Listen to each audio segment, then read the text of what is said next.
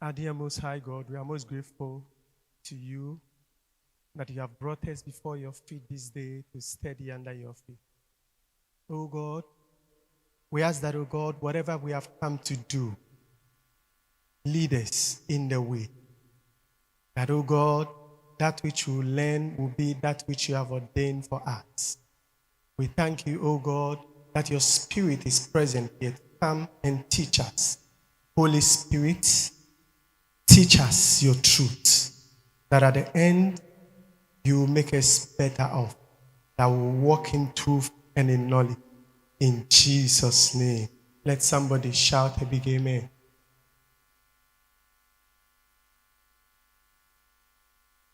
You know, today of all days, when I was coming, I got to the filling station to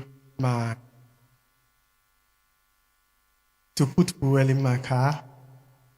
And then after they've discharged the fuel, when I was parking, the car was just parked. Like, what's happened? So I have to push back and forth. Nobody was helping me. Then I have to go and call them to come and help. But it's strange. I don't know whether it's my battery, because I put a new battery. Last it went off, and the office got me a new battery. It's gone off again. So maybe I have to check the charging system. So when I'm going, preppy and cool, I believe you give me a push to go home. Right. So tonight I'm teaching on pursuing financial freedom. That's the topic they gave me, practical tips and strategies. Today we're going to do more like teaching and lecturing more than speaking like preaching. Because if you are talking about finance and you are not preaching, you have to, because they say practical tips and strategy. So we have to look at finance and practical things. Okay. It's unfortunate I've given them some presentation, but it can't be projected. So when I'm finished, I've given Creppy the slides. So hopefully, maybe when we finish, we'll make it available. So it's practical tips. Now, first of all, I want to look at a scripture in Genesis chapter 2. Genesis chapter 2, verse 4 and 5. Genesis 2, 4 and 5.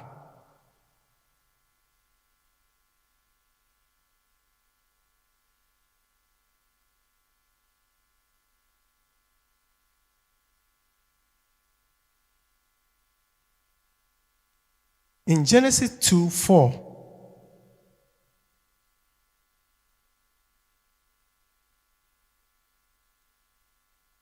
and 5, the Bible says,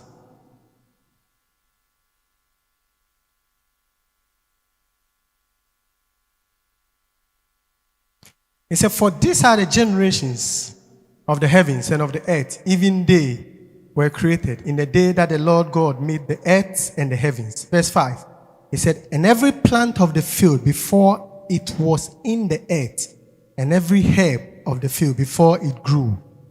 For the Lord God had not caused it to rain upon the earth.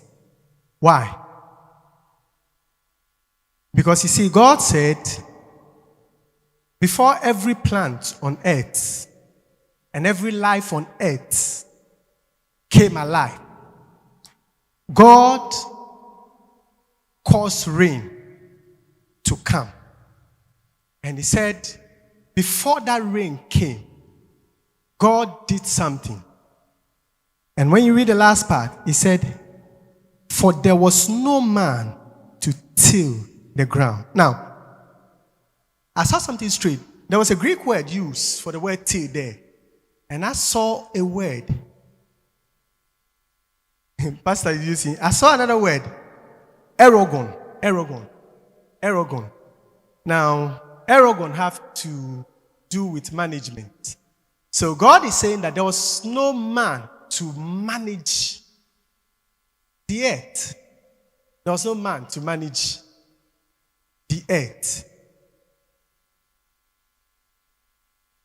So, because man was created with the ability of management, when man had not come in to manage, nothing was moving on earth until God brought him man to manage. Now, you have given a topic, pursuing financial freedom. Before you can pursue financial freedom, there is something that you have to know, and that is how to manage your finance. How to manage your finance. Management, I define it as the effective, efficient, correct, and timely use of resources and properties. Management is the effective, efficient, correct, and timely use of resources and properties. Now, if you want to pursue financial freedom, we say that then you have to know how to manage your finances, because you see, God had created everybody here as a manager. And so if God had created all of us as managers, then before you can come to the place and say that I am financially independent, then you have to know how to manage your finances. And so, are you going to manage the finances that you don't have, or you're going to manage your own finance? And so I set a landscape that I said it's called the personal financing planning. Personal financing planning. Now, in the personal financing planning landscape, you have your tax there, you have your bills that you have to pay there, you have your income there, you have your house rent there, you have your expenditure for car, you have your expenditure for clothes, you have all other expenditures. That becomes your personal financing landscape that you have to manage. Now, so somebody will ask, what is personal financing? Now, personal financing is planning that typically involves creating a personal sustainable plan, which include personal budgeting, planning for tax, setting up savings and retirement benefit plans, and developing a debt management and recovery plan. Now, so that becomes your personal financing plan that you develop. So you master your personal financing plan, and then you know you're on your way to your financial freedom. Now, one thing that I have realized that when we are growing up as young people, we always aspire, because you look at people and say that, I want to be rich. I want to be like this man. Basabe drives F-Day Cruiser. You don't know how many years he was before he started driving that car. But you see, as young as you are, your aspiration tells you, when I grow, I want to buy this car. Sometimes when I'm driving with JC and Co, every car they see, unless they don't know the name, they say, oh, that's BMW. I'll buy one. Then later I'll say, I'll buy Mercedes. I'll buy this. I'll buy this. And sometimes I'll be laughing in my head. If everybody can just buy a car, then all our roads will be full of cars. Now, I created this. I said that, listen, if you are young and you want to have a financial freedom, there are certain questions you have to ask yourself now. Now, if you ask those questions now, your answer to those questions will determine whether 10 years from now, 20 years from now, you'll be financially free or you'll still be where you are. Because you see, everybody you see around, one way or the other, had aspiration that they will be somewhere. But sometimes you see them somewhere and then you ask, this person, didn't he have dreams? He had. But you see, the way he planned his financing, that is why maybe they are where they are. So, personal planning questions that you need to ask as a young person. Now, the first question I put is, where will I be when I have worked and my working days are over? You see, I remember those times when I was very young. One of the things my dad used to say, he would say that, learn hard, me. When I go on retirement, my money will be sufficient for me and my wife. He'll be talking, my money will be sufficient for me and my wife. If I have the guts, I'll ask him now, this is your money, is this sufficient for you and your wife now? It is not.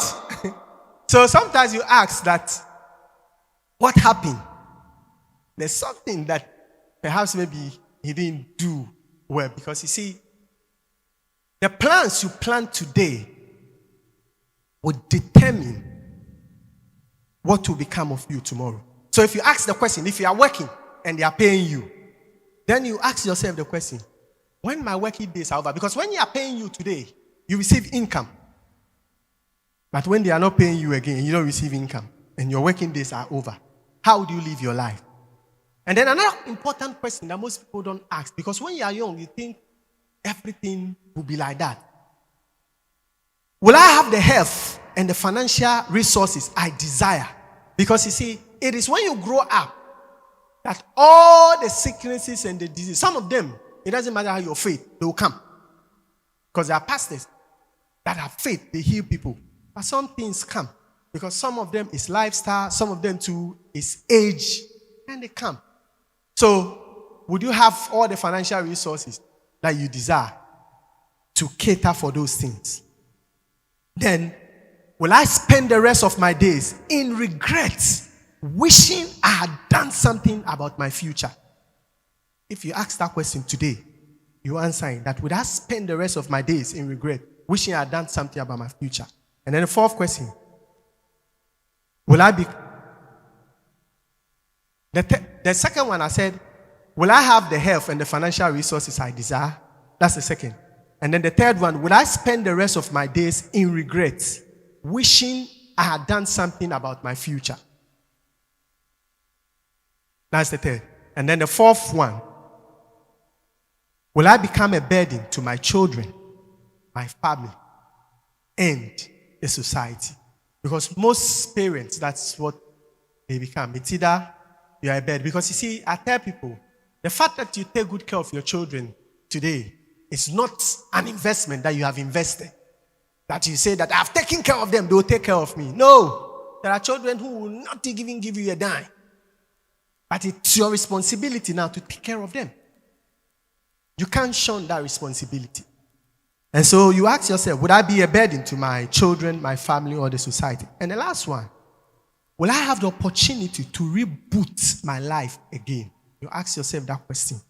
Because you see, 20 years from today, where you'll be standing is not where you are standing today. But the choices you make now and the decision you take today will determine where you'll be tomorrow. So, would you have the opportunity to reboot? Because you won't have that opportunity. If you say, oh, I wish I'd done this thing that time. No, you won't have that opportunity. The opportunity is gone already. So the decision to make, to change your story is today. The decision to change your story is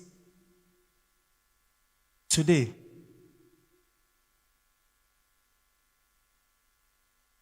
Okay. So, there are 5 stages that all of us have to know that will pass through to take us to the path of financial independence. 5 stages I have noticed. Now, the first stage is the stage I call the income stage. The income stage. The income stage. And we'll come to that and I'll explain all of them. The second stage is the stage I call the spending stage. The spending stage. And then the third stage is the savings stage. The savings stage. The fourth is the investment or investing stage. Investing stage. And then the fifth, it's the protection. The protection stage. The protection stage. Now, so let's take them one by one and then we'll explain them And then, now, all of us here, by Ghanaian law, if you are 18 years and above, you're an adult, or you are considered an adult. I think that's what the Constitution says. You are considered an adult. Okay. Now, by the age you go to school, maybe after you are 18, maybe you might not finish school, university, or wherever you want to go. So if university is the basics, by 18 years, I don't think you have finished. So if you give yourself like 24, 25, you might have finished your tertiary education. Okay. So when you finish your tertiary education, the next thing you expect, because you have acquired knowledge, is that you need to earn income. Okay? You need to earn income. So if your parents have taken care of you, you have gone to school, and then you are 24, 25 years old, and then your parents still feed you, and you wish that they'll feed you to 30 or 40 years, you are lazy. Very lazy. And I don't want to use any word apart from laziness. You are very lazy. So you want your parents to feed you. Then you might as well become a baby, so your mother will breastfeed you again. So when you grow again, you try whether you can reboot your life and go. Because you see, when you get to a certain stage, it is assumed that you take charge over your life, and then you become responsible. And so at that stage, it's a stage you want to earn some income. And then we said income refers to the source of cash inflow that an individual receives and then uses to support themselves and their family. It is the starting point of your financial planning. Now, common forms of incomes that you can receive are salaries.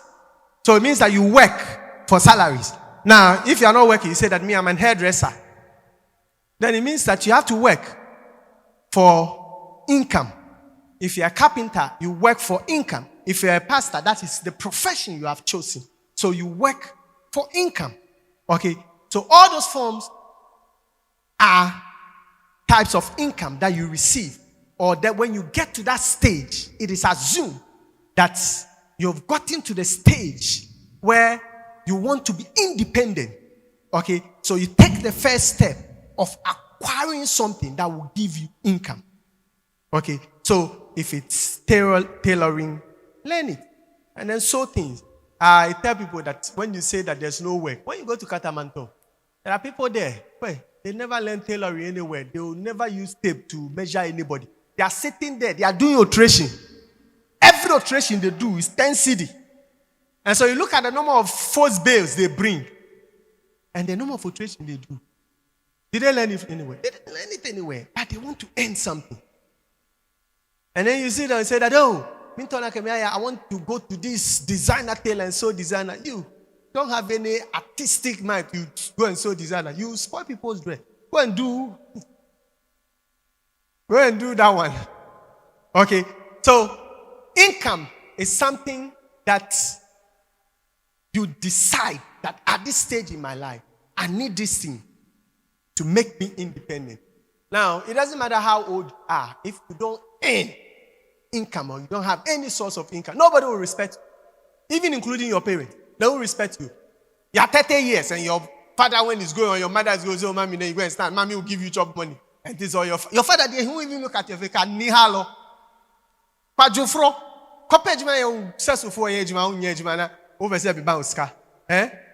So you have to earn income because you are moving into the stage of financial independence. And that's the first stage you start. You make it a point, a decision you take that this is what I want to do. Okay? You get something in my pocket. It doesn't matter how you start it. And some people will even do trade, start selling things. Because that's what you can do. You go, and when you go to Mokola, there are guys there.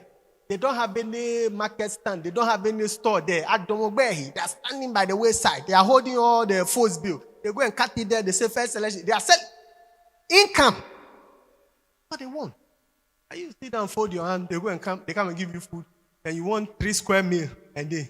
And your mother is not going again, then you see whether you go for the 3 square meal. So these sources of income all generate cash. So income all generate cash to an individual that can use to either spend, save, or invest. In this sense, income can be thought of as the first step in your personal financial plan. So income is the first step or the first stage. Okay? Now, the next stage of your personal financial planning to bring you to the place of financial independence is your spending habit. Now, spending includes all types of expenses an individual incur related to buying goods or services or anything that is consumable. Now, if you have income, the next thing you do with the income is to spend. You don't keep it in your house like Tisiladapa, and then your thieves will break in and come and take that money away. Yes. Because when you are keeping money that you are not spending, people will come and spend it for you. Okay? So you have to spend the money. So the next stage is spending. Now, what most of us do as young men and women is that when you start working and you start earning money and you are spending anyhow, everything expenses is your eye taste. Your eye see this, this bag, this shoe, you are buying everything. So it means you are spending without plan. Okay, spending comes with plan. All spending fall into 2 categories. Now, cash paid with cash on hand or credit paid by borrowing money. So, when you spend cash, anytime you go and buy something, when you pay cash, you are spending. When you go and borrow money and things that you pay back, it's also a form of spending that you are doing. The majority of most people's income is allocated to spending. So you see, when you receive income, and all your income is allocated to spending. So when your money comes back, you say that, oh, Sikawe, hand to mouth. Then everything finish. It means that you are not planning well. So you spend on your rent, you spend on food, you spend on entertainment, you spend on things that you really, really, really want. Not things that you...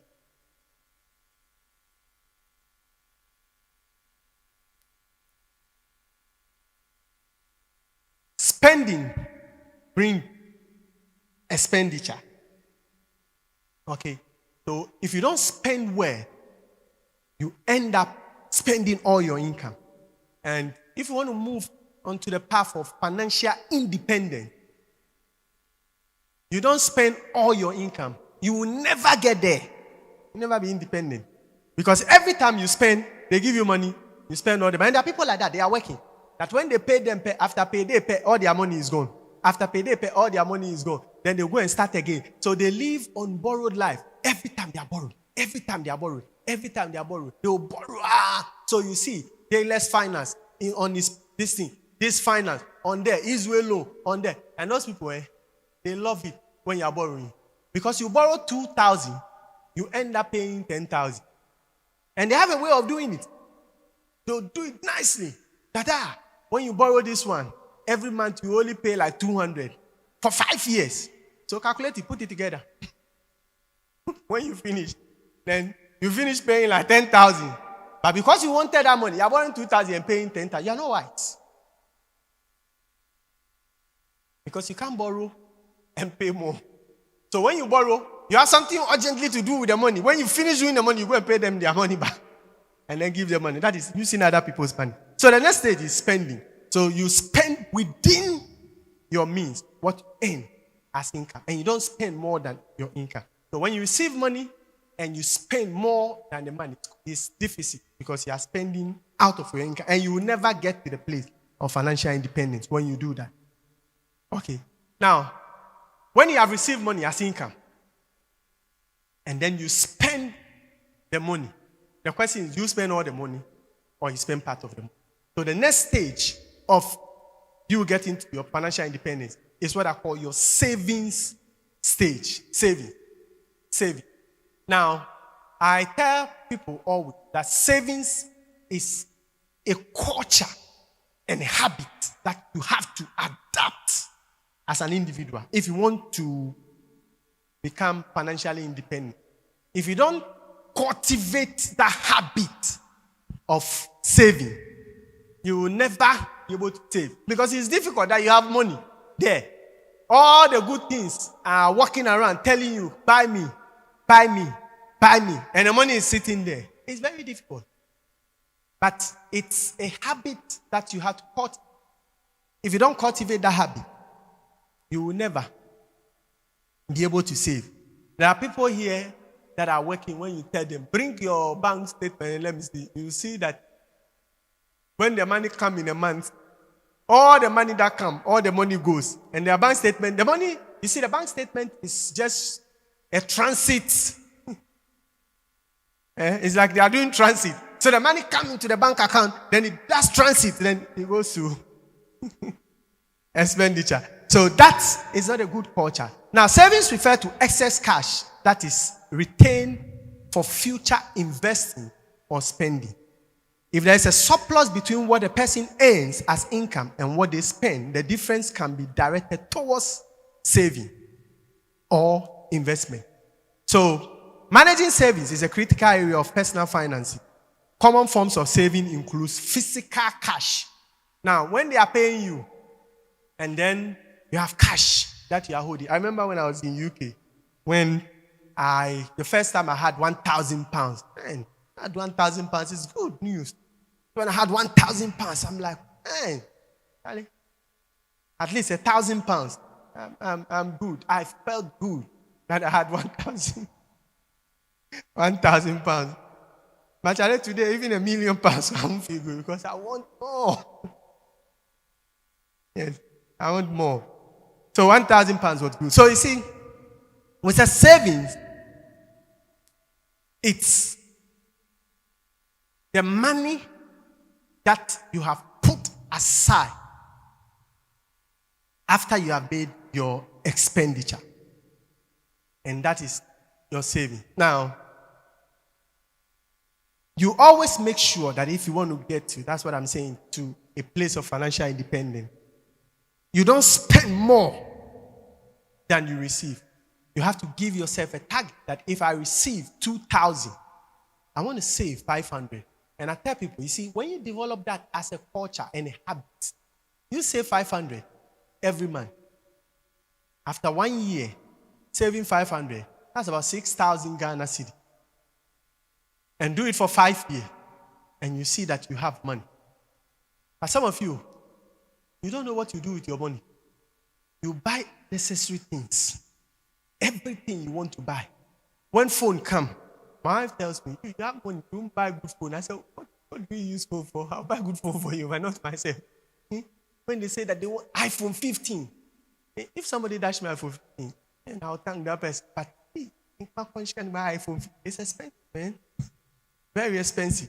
So if your money have need and things to do, you take the money, that phone, because iPhone 15, all the features, what am I going to use it for? There's a guy in my office, he has that kind of phone. I asked him, man, see, when my dear me, say, oh, I asked him, then I'll find if you want to receive a call, one phone, I could talk iPhone 15. You bought that phone, what are you using it for? And some of us are like that. When you start working, because your target to get iPhone, so you buy iPhone. The next thing is that the iPhone, you drop it into the name pie. Then you go and change iPhone face. All your money. For 6 months, you are changing iPhone face and things. Why are you buying? Buy a small phone that even if you don't need to change the phone, you put it aside, get another one. You are good to go. Okay, so cultivate a habit of saving because that's the next stage to your financial independence. Savings will get you to the next stage of your financial independence. Now, when you save, I tell people always, ordinary savings will not get you anything. Because you see, the banks love it when especially you are saving there. That's why now all the politicians, they won't put their money in the bank. They'll put it in their rooms. Because when you take your money to the bank and save, they won't give you anything.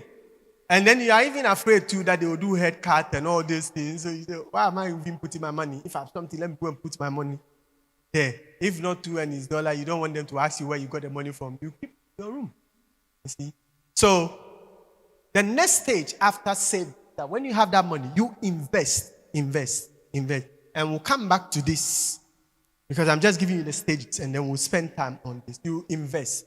Now, that's the fourth stage. So the fourth stage is investing. So investing relates to the purchase of assets that are expected to generate a rate of return with the hope that over time you will receive back more money than originally invested. That's what investing is about.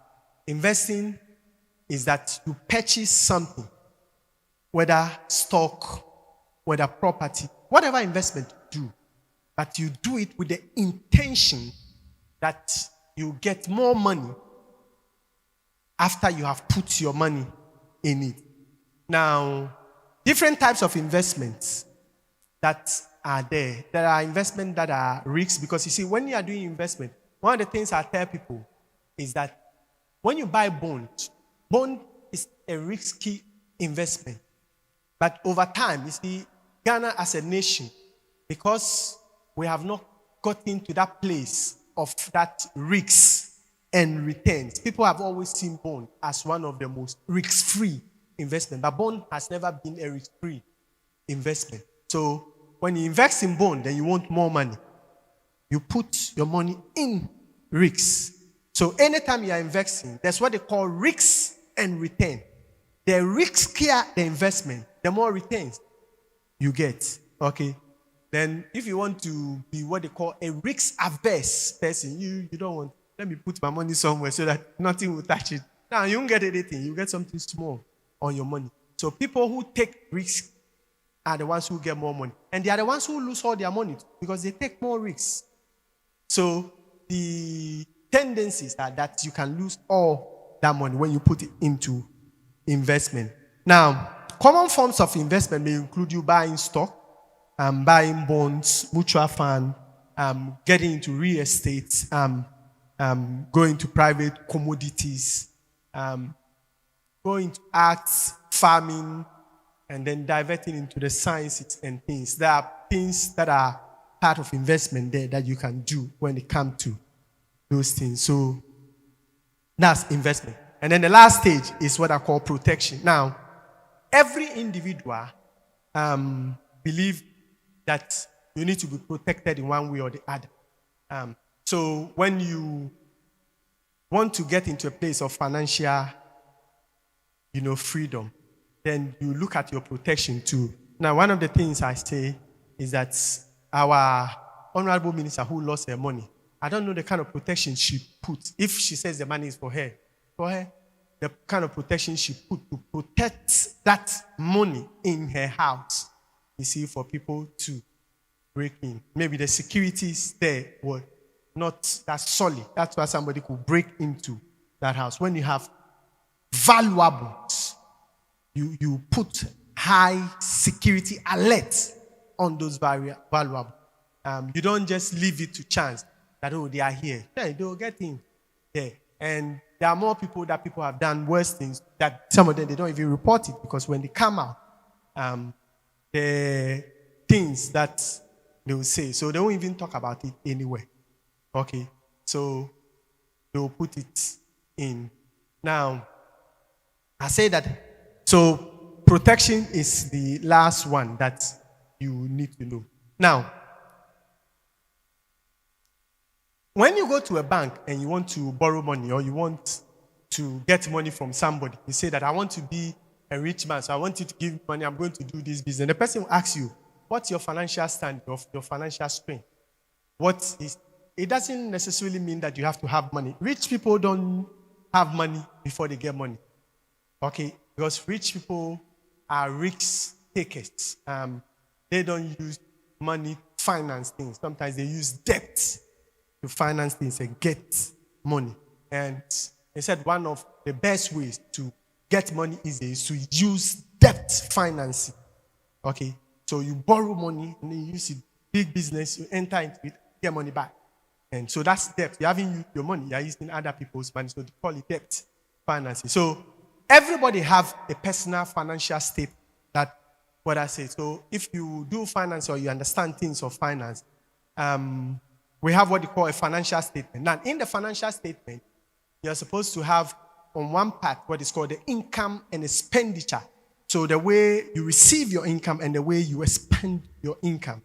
And then you have the accumulated fund, or what they call the balance sheet, where you have your assets and liability, what you have accumulated with time as asset and liability. So our personal financial statement includes our income plus our asset minus our expenses plus our liability. So at any point in time, your income must always be more than your expenditure. And then the asset that you have as assets must always be more than what you have as liability. Okay, so our goal is to increase our asset and income base and to reduce our expenditure and liabilities.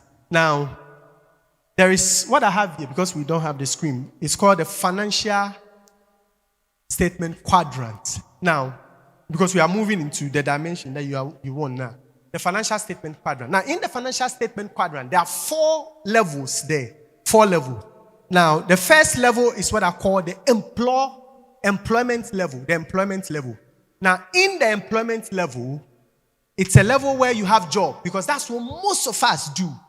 We want to have financial independence, but when we finish school and everything, we want somebody to employ us. When somebody employ you, you see, the person is the one who will value you. He places value on you because he has given you employment. So he tells you that this is how much I want to pay you.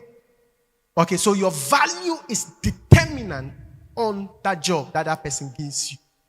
All right. So the first stage is our employment stage. Now, there's another stage which is called the self-employment. Some of us say that, I don't want to work for anybody. I want to be self-employed. Now, in the employment stage, what you have is that you have a job. Now, in the self-employment stage as well, too, you have a job. So all those stages, what you get is that you get what is called paper money. They pay you. And if you don't want to work for somebody, you want to open some small restaurants, you want to do something. So what you do is that you do paper money thing. Okay? So you do paper money thing. Okay? So that's what you get. Then the next stage is what I call the business owner stage. Okay, the business owner stage. Now, the business owner stage is the stage where you owe a system or you owe people to work for you. That's the third stage. Okay. And then the fourth stage is the investor stage. That's where your money works for you. So these are stages that you want. So you choose. If I want to be at the employment stage, I want somebody to employ me. I want to work for people. So even if you are working and you make money, you still want somebody to pay you money. So you stay at that stage. That stage will not bring you to a place of a rich man.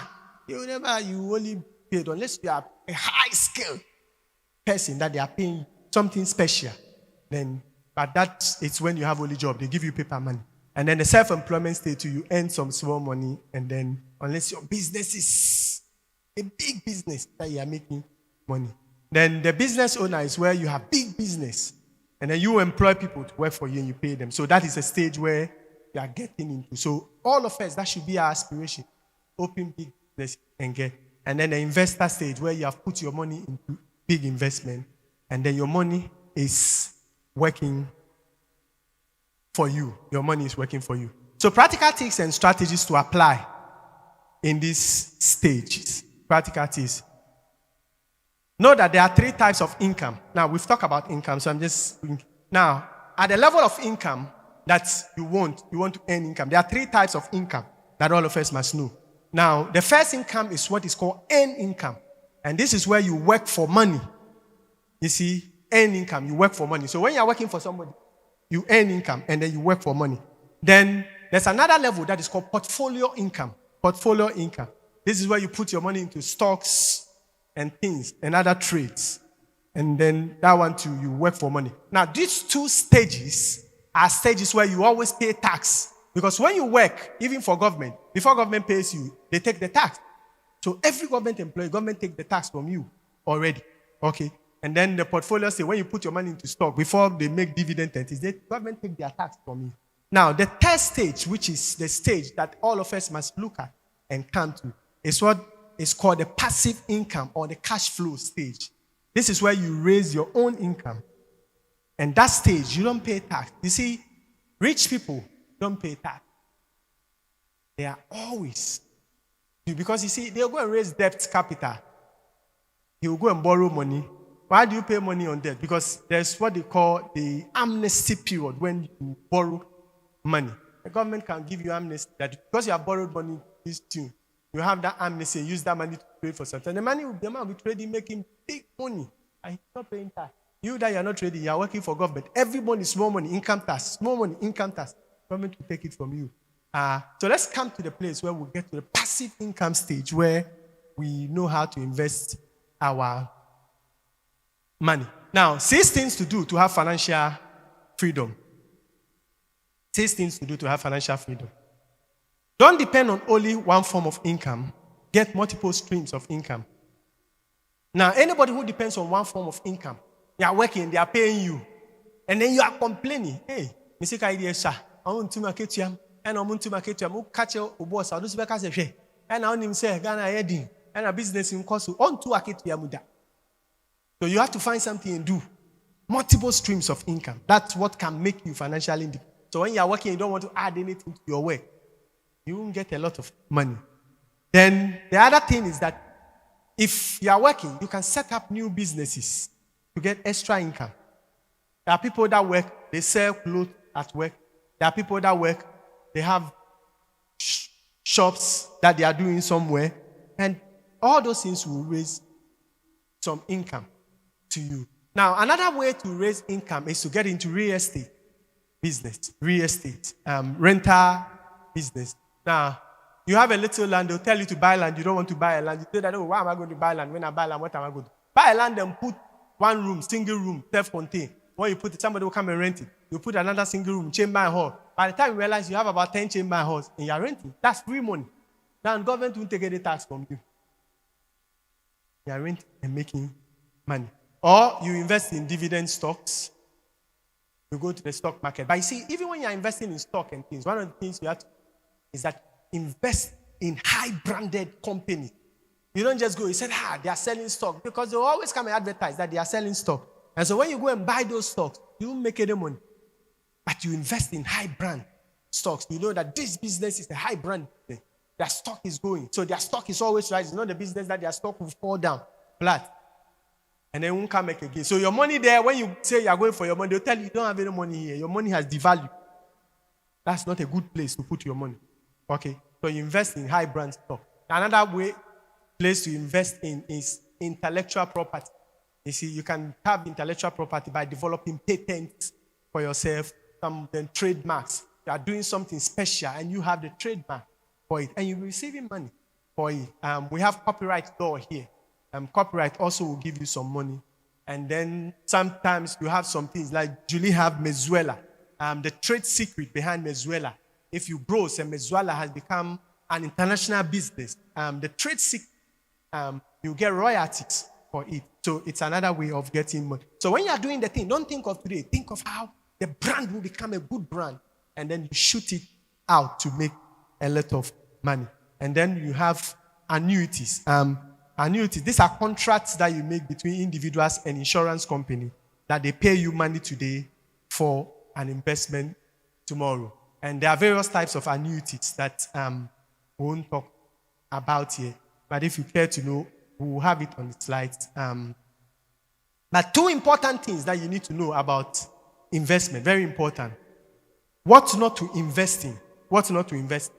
Now, most of us, when they talk about investment, we like investing in shining objects. Example, Bitcoin. Everybody will go for Bitcoin. They say Bitcoin is giving you a lot of money. Then you want to buy Bitcoin. Some of us betting. They will bring high something. They say that, oh, if you bet, you put this one and then you go and put your money there. They will chop all your money. Those places are places that we call shining object. And they won't give you money. So where to put your money or where to invest in is to invest in wealth creation assets. Wealth creation assets. Some of them are real estates, to buy dividend from high brand company and things. Now, investment is so important to God that all of us as individuals, as Christians, if we want to get into the place of financial independence, the place to get in is investment. You must have it as high target on your mind. I want you to put Ecclesiastes 11, 1 to 6. I want it in the Good News Bible. I want it in the Good News Bible, and I'll show you something that God wants all of us to invest. Ecclesiastes. I hope you have the Good News.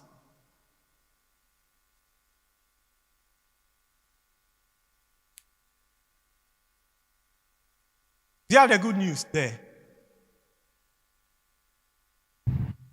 Let me find it. If I can get it, then since the thing here is not coming.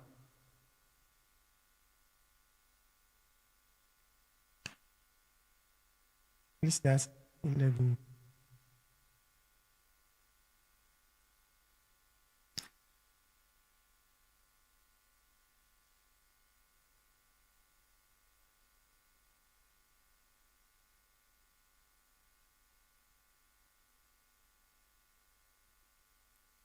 Said 11.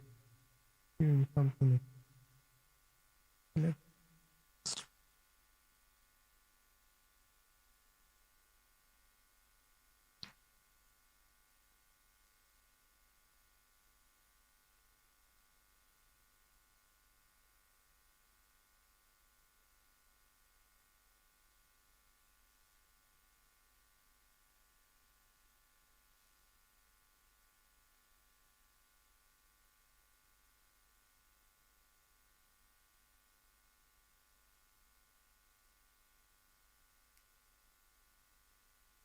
Right, Ecclesiastes 11, 1 to 6. I'll read some portion.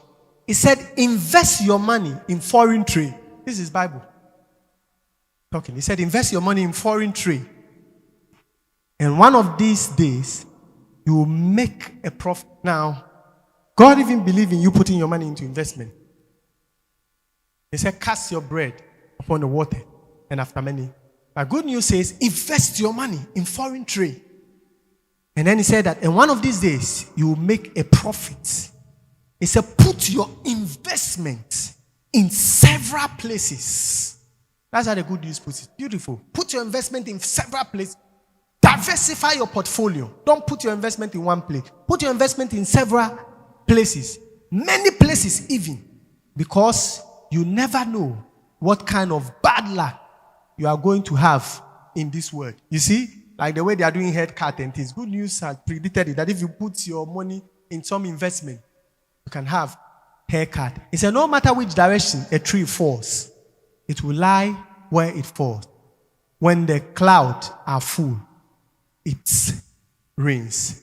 Investment is so important that every young person must have investment as your target and aim. Now, there's a man by name, I'm finishing. There's a man by name Warren Buffett. I believe all of you know him. He's an American billionaire. Not CD billionaire, dollar.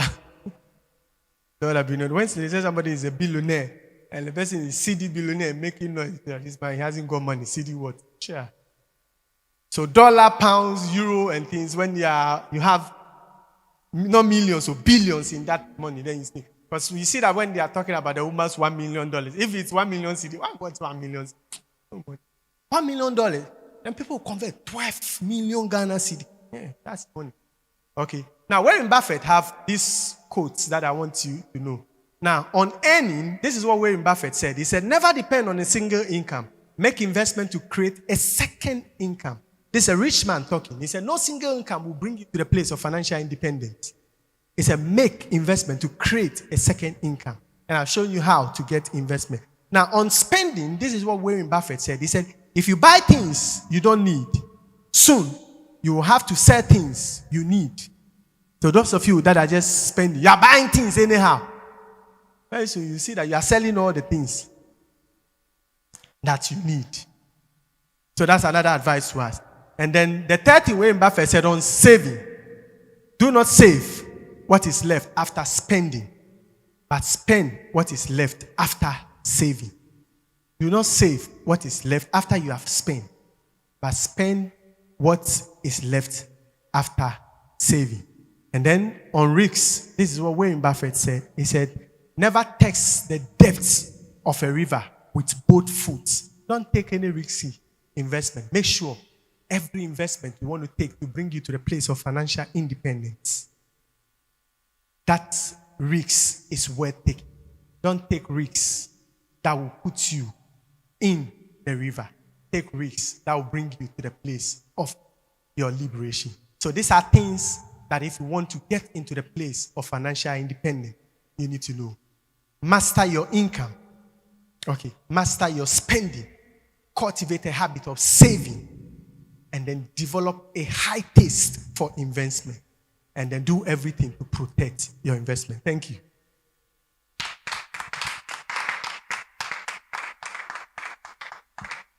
Thank you so much, Pastor, for